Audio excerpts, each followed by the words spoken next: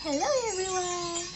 Today, mamimit nyo si ate ko. Yung tinatawag namin parak, mamimit nyo siya. Actually, namit nyo na siya nung nagmukbang kami.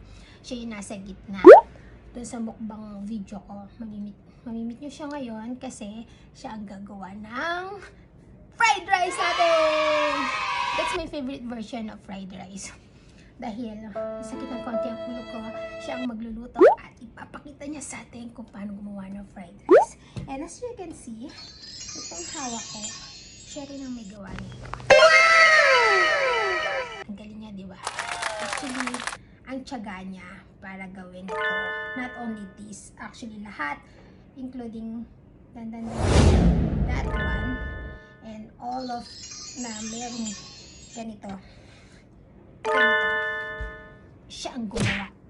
Actually, may ginawa pa siyang isang malaki doon sa upuan niya mo. Pero dahil bahay niya ito, privacy naman, syempre, hindi ko pwedeng ipakita ang bahay niya because this is not my house. This is my boss house and I'm only sharing a little bit like the door on this. Bahay ito ni amo, kaya hindi pwedeng makita ng buong buo. I want you to see only this one. Gawa din ni Parak yan. Ay, ano ko pala yan? Diba? Galing niya, diba? Actually, ang tiyaga niya. Kasi parang hindi ko siya kayang gawin. Parang ang dami niyang buting-ting. Diba? Parang inisip ko, paano siya liliko? Paano siya gumanon? At paano siya naging gano'n?